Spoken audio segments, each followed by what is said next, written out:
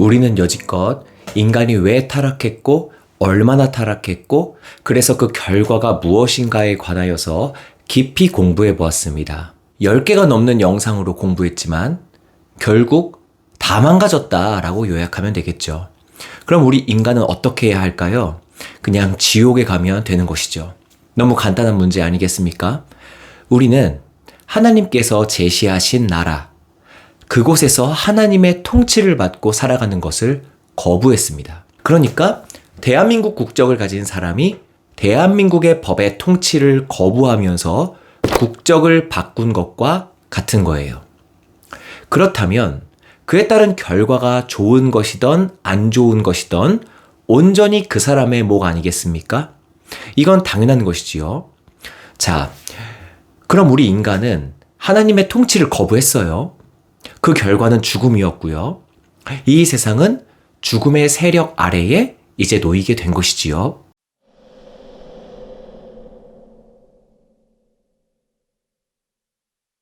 그렇습니다. 우리는 생명의 세력 아래에서 죽음의 세력 아래로 국적을 바꿨습니다. 그래서 인간의 몸은 점점 죽어가는 것이죠. 우리 모든 인간은 죽음을 향해 달려가고 있어요. 당장 죽지 않는다고 해서 즐길 거리를 찾자고 노는 것이 따지고 보면 좀 한심한 모습이긴 합니다. 우리가 가끔 재난 영화를 보면요. 행성이 지구와 충돌한다는 설정이나 쓰나미가 몰려오고 있다라는 설정을 본 적이 있으실 거예요. 이런 류의 영화들은 항상 죽음의 카운트를 설정하고요. 그에 따른 인간의 모습을 연출하는 것이 이 영화의 핵심이에요. 행성과의 충돌 7일 전, 쓰나미가 도착할 시간 2시간 전, 이런 방식으로요. 그런데 이런 설정의 영화에서 가장 관객들을 씁쓸하게 하는 캐릭터들은 쾌락을 쫓는 유형들입니다. 이런 인물들로 관객들에게 인간의 허황된 삶을 압축적으로 목격하게 하는 것이죠. 예를 들면 어차피 죽을 거 마음껏 성적인 쾌락을 즐기자라고 하는 무법자들, 아니면 아직도 돈의 유혹을 버리지 못해서 눈앞에 있는 황금들을 지키려는 바보들. 관객들은 이런 재난 영화의 장면들을 보고 죽음이란 결과가 곧 다가오는데 저렇게 무슨 소용이냐, 이렇게 한심해하면서도 관객들은 저 캐릭터들의 모습을 은근히 이해하기도 합니다. 왜냐하면 인간의 인생의 리얼리티와 닮아 있음을 나도 모르게 느끼기 때문입니다. 여러분들도 제가 드리려는 말씀을 눈치채셨죠? 하나님을 떠난 우리 인간은 죽음의 세력 아래로 가버렸다. 바로 이런 영화 같은 삶을 살고 있는 것이죠. 죽음의 카운트 아래에 놓이지 않는 인간은 아무도 없으니까요.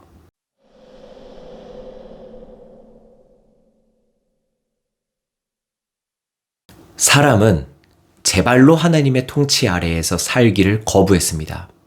그에 따른 결과를 알면서도 말이에요.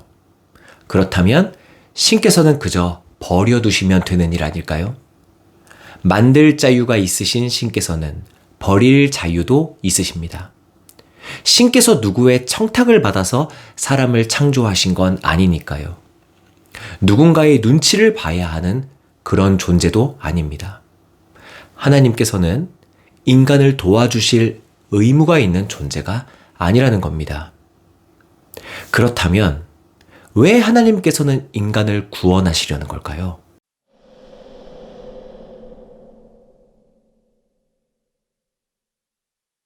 사단은 이렇게 물을 겁니다.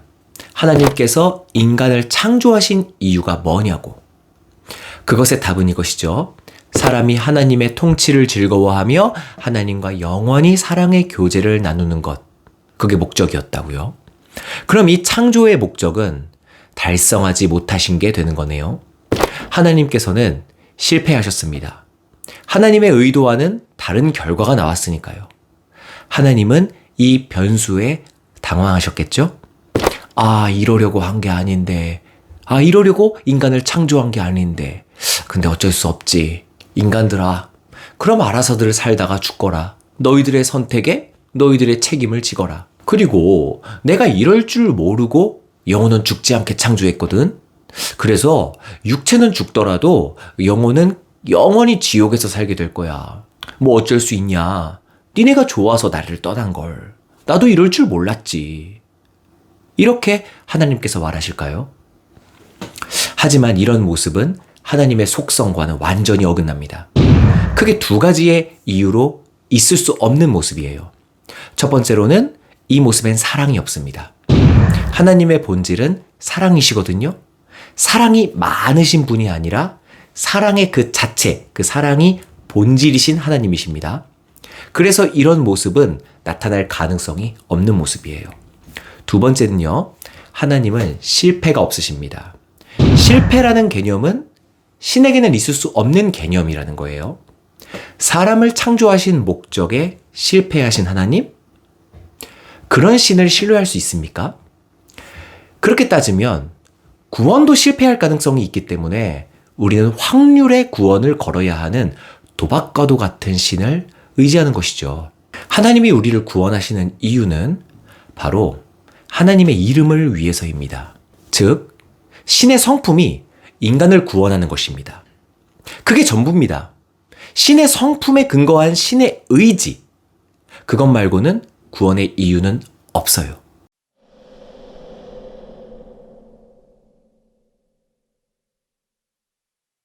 하나님의 통치에서 제발로 나간 인간들, 그 인간들은 죽음이란 결과를 맞이하게 되었습니다. 이 지점에서 두 가지가 해결되어야 되는데요. 바로 제발로 나갔으니까 제발로 들어와야 한다라는 점이에요. 하나님의 통치 아래로 사람이 자원하여 들어와야 한다는 거예요. 그리고 두 번째는 그 죽음이란 결과를 어떤 식으로든 해결하고 와야 합니다. 사람은 하나님께 죄를 지었고 그 죄의 결과가 죽음이라고 설정이 되었고 죄를 안고 하나님께 돌아올 수는 없다는 것이죠. 이 두 가지를 모두 충족할 하나님이 설계하신 구원 방법이 있습니다. 바로 여러분들도 익히 알고 계시는 중보자라는 그 개념을 통한 구원이죠.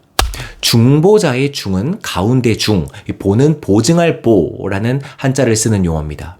풀어서 용어를 설명드리자면 하나님과 죄인 가운데에서 하나님의 편에 서 있는 자가 죄인을 보증하여 구원한다는 것이죠.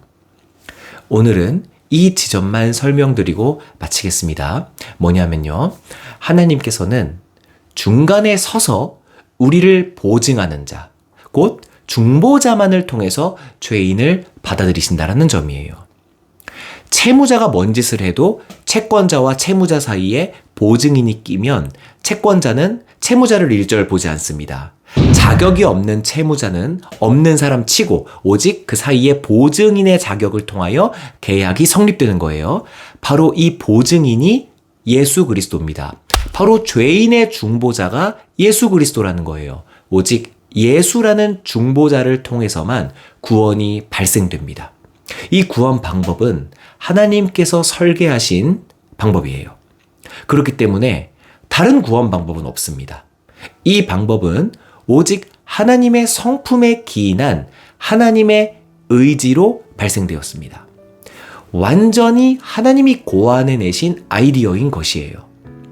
구원에 우리 인간은 숟가락 하나 얹을 수 있는 여지가 없다라는 것입니다. 이로써 기독교 강요 2권 6장 타락한 인간은 마땅히 그리스도 안에서 구속을 구해야 한다. 요약 마치도록 하겠습니다.